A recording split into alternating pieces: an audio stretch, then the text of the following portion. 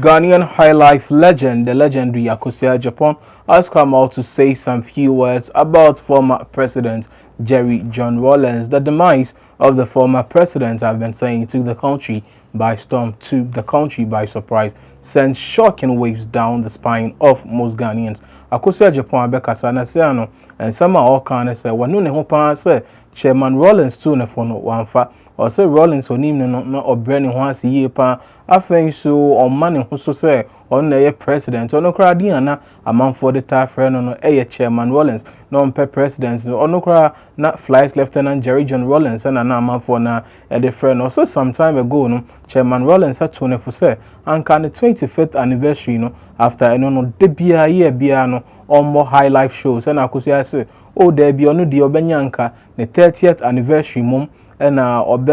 big shows and a be nipa bibre na aba se say no say wanu ne ho yie pa say Chairman Rawlings aka ye no one fast photo no ebusan for yenkotie the legendary Akosua Japan bra kan say oye papa bia na oye no nonsense oye papa bia na odo de oye papa bia say bi emfa ne ho ba bia anase de wo so oye papa bia na say nimpeni foni bia no wo be bia na fa no say wo be jejuma na so nja ejuma fa no obeye de e wo so oye and I dey compare but no a president but no nchen so president no nchen so president and say so ko no be to get akro osifo no otubi sa okono so mo odo bi te say otubi sifom kro akoye na de kwa na ne bodyguards ko nfa kwa wafa mo te say oyo obi na oka no kre na nipa so kan ko bebre na te say e feel so wonye but I feel say he did the right thing and I will be greatly missed. A great trust falling, no sister. A great trust falling because still can we na juma kran na to be beach ya or the can wasem and those casanos or come with authority until to say power near the wono and na otejuma na say she say ka say Nigerian CD ya ka say Ghana for those days no na ka Ghana for na Nigeria for pa mum fi Ghana Nigeria o be fa o be pepe until no me hwe say na me si kono a oye papa bia oye papa bia ye be missing na me akasa special na missing more then na be missing afa no ho particular me 25th anniversary no buy no obeji Mike say anka every year kamenya sa high life program no me ma me train 5 years na kamenya because they miss it omo miss the real high life meant you na me try ma me 30th anniversary so me 30th so last year aka me kwakoye na covid ne bae me beji conference ta me booking ni bibia na covid ne ho beji mu enti covid ne ho beji mu wie no na chese e wo se me de ba this year enti me birthday is 17th November me sister is 17th November na papa go 12 November a chese ohun e ye only too much say me nyane na celebrate 30th no man enti na se ma nye every year no ama na mba se every year ama me or regret so wentie na asem my regret big time se penika asem a na wudi so eboa ka me ye ya ebi kwanka ensem bi okobeka kire me crampo every year no crampo no ka besesa enema bebre but me fu se me 30th anniversary and this is it yeah na o sha ye yes on my ye betimi dia kai ono ne yakai ni ye also no see National Theatre ono see Conference Center but then yenye ne fankai no then yenye fankai no oh say enya si ebeje bibi wa ya to ayo we pese oye bibi na otru ni dian bo enu no otru den bo den na oye ya otru din bo e bi gata na otru ni otru din da bi but ma yen kana samun chan kola man kola hu de papa ne jeje na on omusu nyini a o maka chomo so ma na se otru ni dian bo wa to me no enye dini no kola kola be krombo ontumo e bi minimum hwe yen penifo na ewu ko na me bisa obana bisa o say bisa Aisha papa ni din wo we se me amba na din wo ho because we betu say din wo ho but one thing abakosem nti bibia wo se ekoso ka mama fo hu no ma pa papa obi anya perfect this Aisha obi anya me se me perfect obi on mistakes but no obi the papa osayeyi Okay, so that was Akosua Japan right there. But Akosua Japan is not the only one talking about Chairman Rawlings. A lot of people have been pouring out tribute to the chairman, the former president of Ghana. Therefore, Mekamo say program Dr. Amuzu and Omaso Masnia made a program Brem. Dr. Amuzu or Tichiman or Accra or Kumasi or Sunyane. Dr. Amuzu or Baby Bibri. Near here and say Obe Fair Lines now wall screen Siciano. A dana how Obama how want to mean boy Jume Massa. Now sign 28 days in January. YMR say Adebi no kontom rekra mfa ne ho Massa was all boy Juma what as was all to me bieja na fire service cry from omo to me bedum saja because ejabo ho a obia imana ebe yada imana ebe feel omo da okra na like odin obi bia be se omo trim because eja na obi no 1 in a million. I mean, Akosua, but meaning between common. What do you make of all these things Akosua Japan has said, and then all the people talking about Chairman Rawlings? So, therefore, Akosua becoming somehow. Therefore, I'm blessed to have Akosua here with me, and today we are looking at Chairman Rawlings. We are looking at the man, his legacy, and his life journey. Akosua, Akwaba. Jepson Major also. Akosua Japan, Eddie Sembri, na betiju say, Odnima, Anka, Unhuyanka. Chairman Rawlings to on the phone of herself to no nipa bebre na so trauma dream after former president call the creation on the baby call. What do you make of all this? Well, meda was enough so much ya wa hwefo nyina semitie Akosua Japan nsem ni year ene no o say wa regret say one fast self to no say usiso na obobra anase empo enipa wo hwe o ya ade and found se penny ni wasika se woni ska se wagidin se wonidin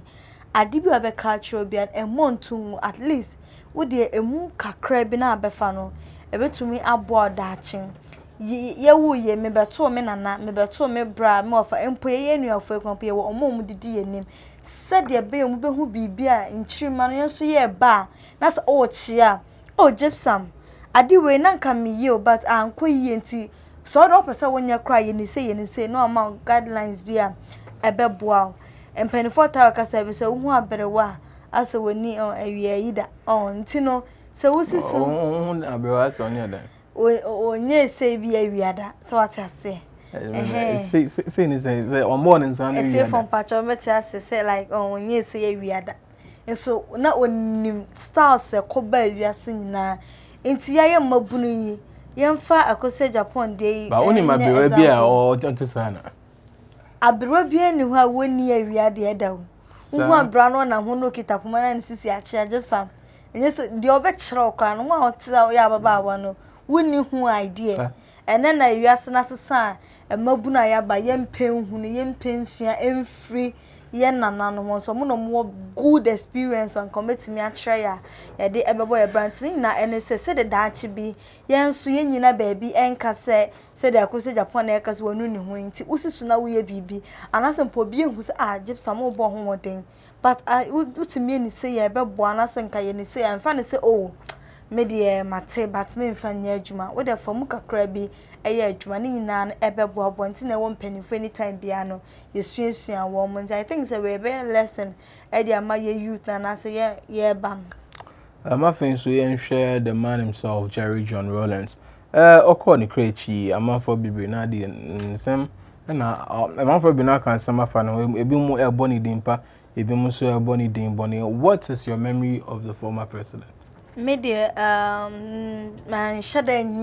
min kasa man shada man nyina meto na mamu but me ba asase so no ensema mete fa ne ho papa ne bone no but samre no nse so bi ye bone a aya bone no enkoda enkasa bia we yese intime penasma na se bibisa aya anytime bia no se ye wo leader bia na se wo bia na so ye bone class dan ne papa na ewom no eno na yemfa na yensua bibi mfrem emfa bi maba enne beboa ye na se gina bone no so de anytime bia no ema ye nkwa yanim Nti papa je yo bia Ghana nyina de hye Ghana nyina na ade to ye ne every se wewu ye ne boni obeye ye wante ho asem bebeji se mo asobra chefo bi na mbeka ho asem but ne nyina no emfa hwema life no be live ye na ade no obeye ye ne Ghana se Ghana obeye Ghana fa gina papa yi especially democracy fan so ejina no nti sa papa no na ye nhwehwe so na ye mfa bi entoto ya brabo na ye mfa mo ye bra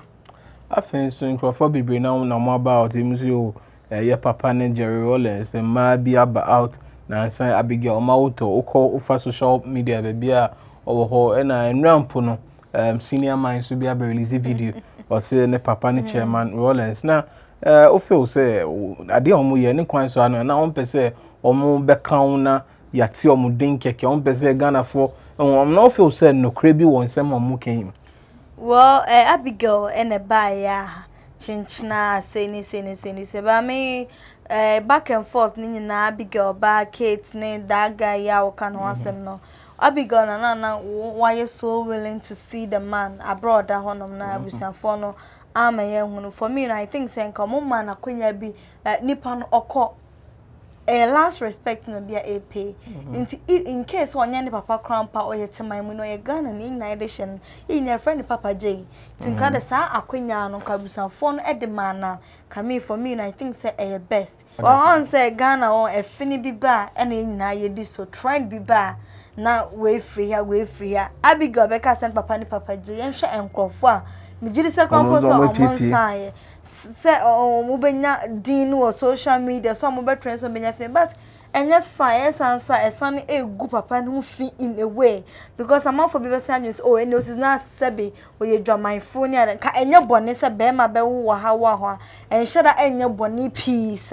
but be say be say man edin fufuro be say wo ko because dada one meka afi na ba be kanti yenya the nipa na wo ka so papa na afi na be kan oni ho no because I me benya nas o me benya majapade mo fama na say into be ka class the fact said that long time no one make us about wait man survive on your own. I didn't know I want now because they say cry want to ho. So what I say into momo sem ne dear man nkwada na Papa J. Ade oba asase su be ye no papa na ewom no yemfa na yemfa bi emmo ye bra na said the baby to me aboy dachi. Akusia ye beda asese ye tun safre no obetena me program iso ama mahwefo nchechemu ye a nchechemu a emu ohwam nchechemu a bi ne Ghana ha wa honfe ne ho nchechemu na odi ama ye beda wase ipa akusia honfe akosia sensem catch akosia papa bi ebusia for ha Ghana page. You know what to do. Subscribe to this channel, of course, on YouTube Ghana page. Follow us across social media on Facebook at GHP News,